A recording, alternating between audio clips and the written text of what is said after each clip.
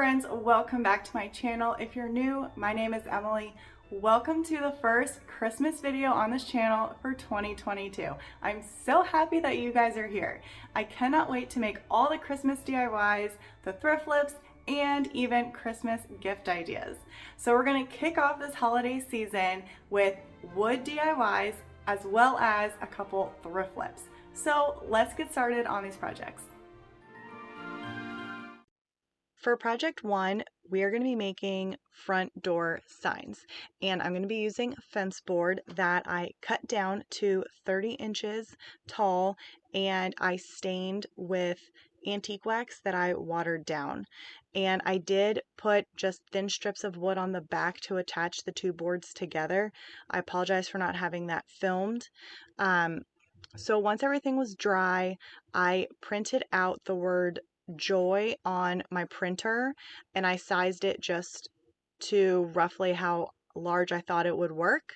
And I'm just using the carbon paper with a pencil to trace out the word joy. And then I'm going to be using a painter's pen to fill in the letters. So this Sharpie paint pen is oil based. It is different than the one I've used in previous videos.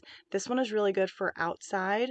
So I only use this for, like I said, for things that I'm going to be doing outside versus inside. It does have a shinier finish, but it works great, especially if you do a clear coat on top, which we will end up doing. So I traced out the word joy, and then I'm just using black chalk paint to fill it in. I could have filled in the entire thing with the paint pen, but I didn't really want to waste my paint pen, and this went a lot faster. So I'm just using the Waverly chalk paint, the color ink, and once that is dry, like I said, this was super quick and easy and it did dry very quickly. So once it is dry, then I do, while that is drying, I am painting two strips of wood white, and they are going to go at the top and bottom of the sign. So I don't paint all the sides. I want it to look super rustic, and I did stain those pieces with the antique wax watered down as well, so it all looked as uniform as possible. They're not all fence board pieces cut down, they're just strips of wood that I had. So then I brought them out to the garage and I just add a healthy amount of wood glue, and then I also will use my nail gun to attach it. And I'm sure my husband thinks I do overkill with the nail gun, which I probably do, but I'm ensuring that nothing is going to fall apart, um, when someone brings this home and has it outside. So once everything is attached, and I let it sit for a little while just to ensure that the wood glue is setting up, and then I'm going to be doing 2 coats of Helmsman. I think it's like spar urethane. It is water based and it is great for outdoors. So like I said, these are going to be front porch signs, or front porch leaners, whatever you want to call them. So I wanted to make sure that this would work in the elements. So I did 2 coats, let it dry, and then I wanted to add a little something, and I had this greenery and I just stapled it onto the sign, and this is done. I really hope you guys like it, and you have to let me know what you guys think.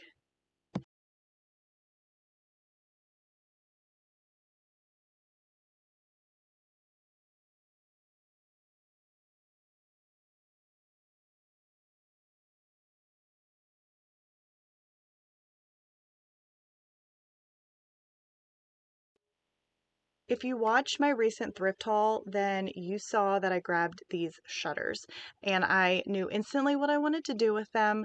So I took them apart and I cleaned them up as best as I could, but they were pretty old and dingy looking. So it took a couple turns, but I love how it turned out. So I wanted to get rid of this, I don't even know the right word for it, this contraption that, puts the blinds up or shutters up and down. I wanted them to stay fixed and closed. So I just took my wire cutters and I was able to remove that piece there. I don't know what it's called. So I removed it, and when I did that, the shutters just like freely started like turning around. So I thought that they were going to stay like in one direction, but they didn't. So I had to glue them closed, and I decided to use Star Bond. If you have not used Star Bond yet, oh my gosh, you have to get it. I love this stuff. So you just take the glue, and they have a clear glue and they have like a dark brown glue. I did not have the brown glue, or else I would have used that, but clear worked fine. So you put the glue down, and then you use the accelerator, and it dries in like 5 to 10 seconds. It's amazing. So I put glue all on one side, which was my back side, and then I sprayed it. So this ensured that the shutter part, they weren't going to move anymore. So it all stayed in the one direction that I was hoping that they were going to be in the first place. So because these didn't clean up as well as I wanted to, I decided to make this look super, super old. So I took this candle and I'm just rubbing it all over the sides so that I can get a good distress on it. And then I'm adding this green chalk paint just in random spots. I put some of it over where I had waxed. I put it just kind of in random spots because my hope is once I do this and then I add another round of this wax, that I'm going to put the final coat of white on top, and then when I go to distress it back, you'll have some of the green popping through, you'll have some of the natural brown popping through. So I did not have any white chalk paint that was spray paint, so I'm just using just regular Rust-Oleum, like the 2-in-1 paint and primer, and this still worked great. So I was very happy with it. So because I used the wax, I am using this technique with the packing tape. I saw this on, oh my gosh, I cannot remember the YouTube channel. I will leave it here once I go look it up, because I saw her do this and I was like, oh my gosh, I have to try this. And it worked so good on these shutters.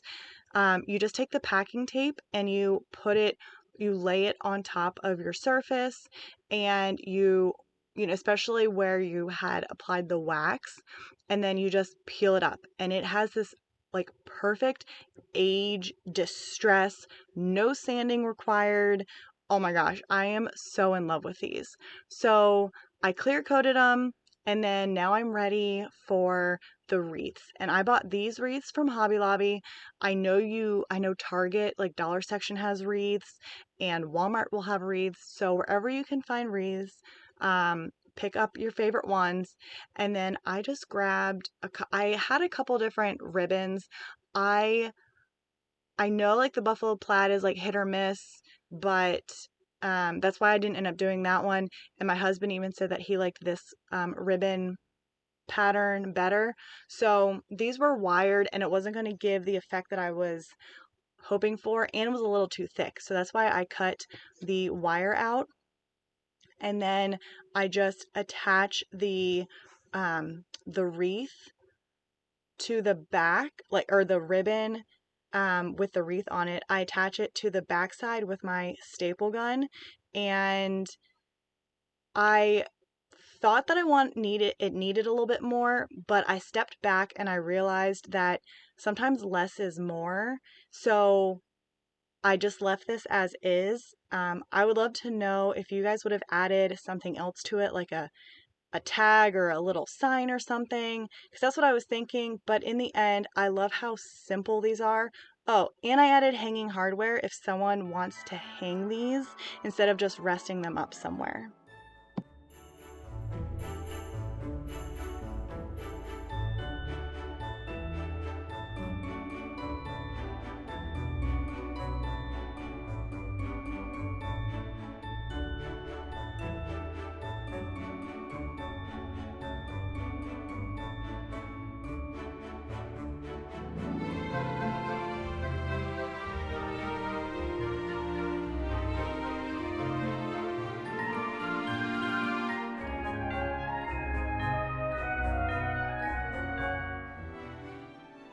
For project 3, we're going to be using 2x4s to make a stand-up church. So I'm going to see if I can explain this well.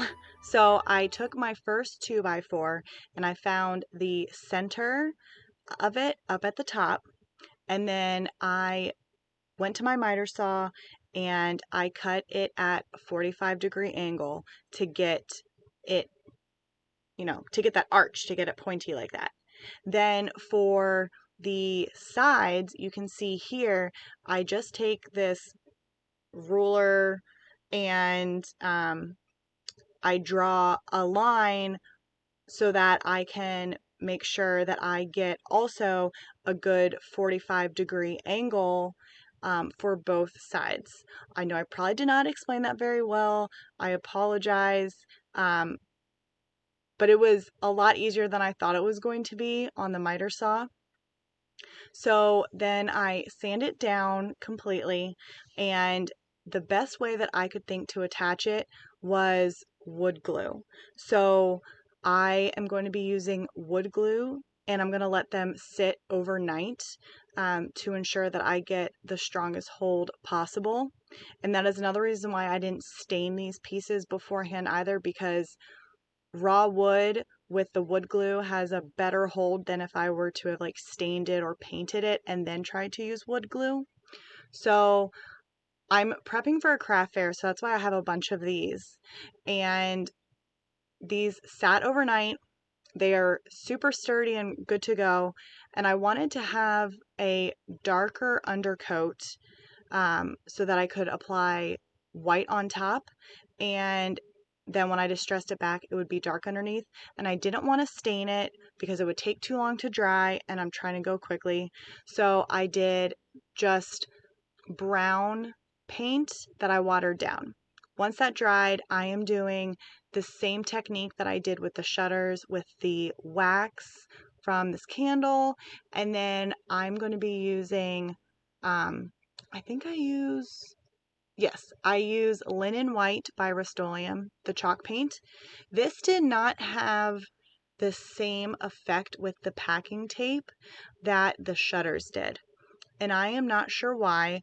It still looks great. It turned out fine. I was just hoping for it to distress a little bit more like the shutters. Again, I don't know why, especially because this is chalk paint where the other one was actually paint that had primer in it. So I'm not sure. Like I said, this still worked. Maybe it was the tape on this type of wood. I don't know. I'm just speculating. So I'm taking the tape and I'm going over this entire thing because I did find that even if there were places that were distressing that I didn't even put wax on. So I did notice that this packing tape, you have to use a lot of it. So just be wary of that. And I'm grabbing these mini vine wreaths that I got from Hobby Lobby and these jumbo popsicle sticks from Walmart. And the popsicle stick is what I'm using for my door. And I am going to be staining my popsicle stick with antique wax so that, first of all, it dries really quickly and it has that faux stain look. So before I attach anything, I am going to clear coat everything with Big Top so that, if somebody, it's chalk paint, so you want to seal it in. So to make sure I had the best hold, this was a little difficult with the wreath. So I'm using E6000 with hot glue, and this popsicle stick, it's not going anywhere. The wreath, I had to do a super healthy coat of the E6000 and a super healthy coat of hot glue, and then I grabbed like paint, like heavy paint containers that I had, anything heavy to weigh it down and hold it down for a couple hours to ensure that I had the best hold. I love this project and I hope you guys too. You have to let me know what you guys think.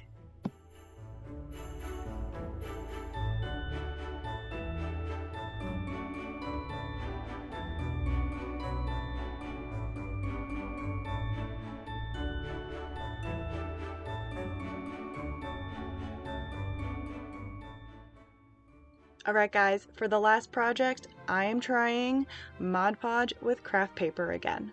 So if you've been around my channel, you know that I've had some struggles with the Mod Podge and craft paper. I think I did pretty well on these, if I do say so myself. Anyways, so I cut this craft paper down to size. I grabbed it from Hobby Lobby last year and I still had a little bit left, which ended up being like the perfect size for this rolling pin. So pretty sure it was meant to be. And I've seen videos on how to do this. I don't remember if they used Mod Podge or not. So I was kind of winging this one. I just did a little bit of Mod Podge and then I would rub it down, and then I moved on to the next section with Mod Podge and I rubbed it down, and then once I made it all the way around, I sealed it up with Mod Podge, and then I sealed the entire outside I sealed the entire like outside with Mod Podge as well to ensure that it was not going anywhere. I don't know if that was necessary. Let me know if you guys have done these before, if it's necessary to do the whole thing in Mod Podge like I'm doing or not, so I know for next time. But it worked out really well. I think I only had one little wrinkle, but I think it worked fine because it's like the vintage Santa anyways, and it was towards one handle, so you could always just flip it over, if you have it sticking out of something. So I sanded the sides down because again, I'm going with that more vintage look anyways. And then I painted the handles red and I distressed them back. The red was a little too bright for me in comparison to the red that was on Santa's hat, and I wanted to darken it up. So instead of just applying like a clear coat, I sealed it with brown wax, and I think it complemented Santa's hat a lot better than if I had just clear coated it, because then it would have been super shiny.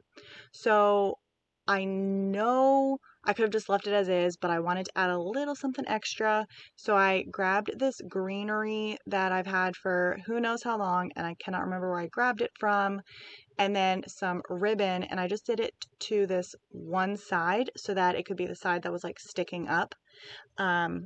I do another rolling pin that I did not film because I got just like super sidetracked and I just got in the zone and I forgot to film. So here are the two rolling pins and I hope you like them.